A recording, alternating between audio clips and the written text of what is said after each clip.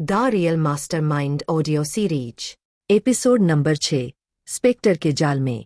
चलिए शुरू करते हैं। राहुल, सिया और विवेक एक गुप्त ठिकाने में छिपे हुए थे। अब उन्हें पता चल चुका था कि स्पेक्टर कोई और नहीं बल्कि देश का कैबिनेट सचिव विक्रम सहाय था, जो सरकार की सबसे ताकतवर कुर्सियों में से एक पर बैठा था। अब आगे क्या? सिया ने घबराकर कहा, भैया, अब तो पूरा सिस्टम हमारे खिलाफ हो जाएगा।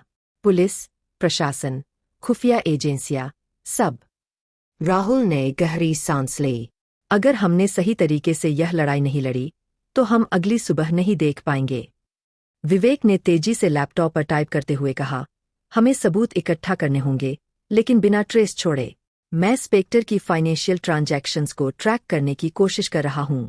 तभी alert, unauthorised access detected. Laptop screen लाल हो गई। विवेक ने घबराकर कहा, कोई हमारे सिस्टम को ट्रेस कर रहा है। राहुल ने तेजी से कहा, कनेक्शन कट कर दो, जल्दी। लेकिन देर हो चुकी थी। अचानक बूम! एक जबरदस्त विस्फोट हुआ और पूरा ठिकाना धुएं से भर गया। राहुल ने सिया का हाथ पकड़ा और चिल्लाया, बाहर निकलो। तीनों तेजी से बाहर की ओर भागे। जैसे ही वे गली में पहुंचे, एक काले रंग की गाड़ी तेजी से उनकी ओर आई। धायन, धायन, धायन। गोलियां चलने लगीं। राहुल और विवेक दीवार के पीछे छिप गए, जबकि सिया ने एक पत्थर उठाकर गाड़ी की खिड़की पर दे मारा। ड्राइवर का ध्यान भटका और गाड़ी एक पोल से टकरा गई। राहुल ने तुरंत गाड़ी की तरफ भागकर उसमें बैठे हमलावर को बाहर खींचा और गाड़ी स्टार्ट कर दी। बैठो, जल्दी। वे तीनों गाड़ी में कूदे और वहां से तेजी से भाग निकले। अब एक बात साफ थी, स्पेक्टर को पता चल चुका था कि राहुल उसके पीछे है। राहुल, सिया और विवेक शहर से बाहर एक सुनसान जगह पर पहुंचे। सिया ने राहुल की तरफ देखा। अब क्या? पुलिस, सरकार और अपराधी सभी हमारे पीछे है। राहुल ने कहा, अब हमें इस लड़ाई को अगले स्तर पर ले जाना होगा। हमें विक्रम सहाय के सबसे करीब के आदमी को पकड़ना होगा। विवेक ने लैपटॉप पर तेजी से सर्च किया और कहा, विक्रम सहाय का सबसे भरोसेमंद आदमी है अशोक मेहरा। वह सरकारी ठेके और काले पैसों के लेनदेन में उसका दाहिना हाथ है। राहुल ने तुरंत प्लान बनाया। हमें अशोक मेहरा को पकड़ना होगा और उससे सब कुछ उगलवाना होगा।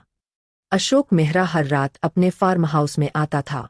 वह बेहद सुरक्षा में रहता था, लेकिन राहुल और उसकी टीम ने एक चाल सोची। रात के 11 बजे अशोक मेहरा अपने गार्ड्स के साथ अपनी कार में बैठा, लेकिन जैसे ही उसकी गाड़ी आगे बढ़ी, कचाक! अचानक उसके सामने एक ट्रक आकर रुक गया। ड्राइवर घबराया और ब्रेक लगा दिए। तभी धायन! राहुल ने स्मोक बम फेंका और गाड़ी धुएं से भर गई। सिया और विवेक ने 2 गार्ड्स को बेहोश किया, जबकि राहुल ने अशोक मेहरा को गाड़ी से खींचकर दूसरी गाड़ी में डाल दिया। चलो जल्दी! वे गाड़ी लेकर अंधेरे में गायब हो गए। एक गुप्त ठिकाने पर राहुल ने अशोक मेहरा के हाथ बांध दिए और कहा, बोल, स्पेक्टर कौन है और उसका अगला कदम क्या है? अशोक मेहरा हंसा, तुम बहुत बड़ी गलती कर रहे हो राहुल। तुम नहीं जानते कि तुमने किससे दुश्मनी ली है। राहुल ने उसकी गर्दन पर पिस्तौल रख दी। मैं आखिरी बार पूछ रहा हूं। अशोक मेहरा कांपने लगा और धीरे धीरे बोला, स्पेक्टर का असली प्लान अभी शुरू हुआ है। उसने सरकार में सबसे बड़े पद को हासिल करने की योजना बना ली है, और उसके लिए वह प्रधानमंत्री को हटाने वाला है।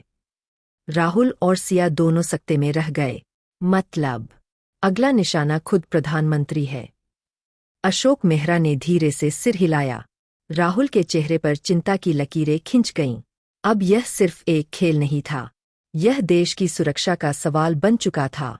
अशोक मेहरा की बात सुनकर राहुल, सिया और विवेक को एक बड़ा झटका लगा। स्पेक्टर प्रधानमंत्री को हटाने की साजिश कर रहा है। सिया ने हैरानी से पूछा। अशोक मेहरा ने सिर हिलाया। हाँ, और वो इसके बहुत करीब है। राहुल ने गहरी सांस ली।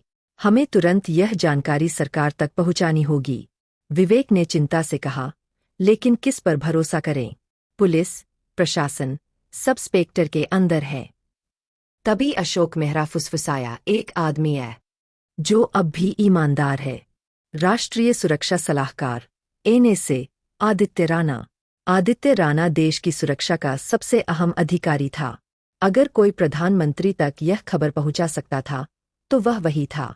लेकिन समस्या थी, राहुल और उसकी टीम वांटेड बन चुकी थी। आदित्य राणा तक पहुंचना आसान नहीं होगा, विवेक ने कहा।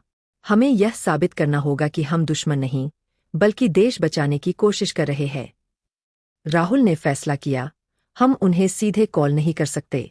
हमें एक ऐसा संदेश भेजना होगा जिसे वो नजरअंदाज न करें। एक सीक्रेट मैसेज। विवेक ने सरकारी नेटवर्क को हैक किया और एक इंक्रिप्टेड मैसेज भेजा जो सिर्फ आदित्य राणा की आंखों के लिए था। स्पेक्टर देश के प्रधानमंत्री के खिलाफ साजिश कर रहा है। अगर आप सच जानना चाहते हैं तो रात 2 बजे पुरानी दिल्ली के कोटला फोर्ट पर आइए। यह देश की सुरक्षा का सवाल है। जैसे ही मैसेज भेजा गया, अचानक विवेक के कंप्यूटर स्क्रीन पर कुछ ब्लिंक करने लगा। Alert. Tracking attempt detected. विवेक घबरा गया, कोई हमारे लोकेशन को ट्रेस कर रहा है। राहुल ने तुरंत लैपटॉप बंद किया और कहा, हमें यह जगह छोड़नी होगी। लेकिन बहुत देर हो चुकी थी। Dhayan. एक गोली खिड़की तोड़कर अंदर आई और दीवार में जा लगी। रन! राहुल चिल्लाया। तीनों तेजी से बाहर भागे, लेकिन सामने ही 4 काली एसयूवीज आकर रुकीं। उनमें से एक गाड़ी का दरवाजा खुला और एसीपी अरुण मल्होत्रा। एसीपी ने पिस्तौल तानते हुए कहा, बहुत भाग चुके तुम लोग। अब खेल खत्म। राहुल, सिया और विवेक अब पूरी तरह फंस चुके थे। स्पेक्टर का जाल कसता जा रहा था। लेकिन बड़ा सवाल ये था, क्या इन्हें से आदित्य राणा तक उनकी बात पहुंचेगी? और क्या प्रधानमंत्री को बचाया जा सकेगा? अगला एपिसोड सुनने के लिए हमारे चैनल मिनी स्टोरी टेलर को अभी सब्सक्राइब करें।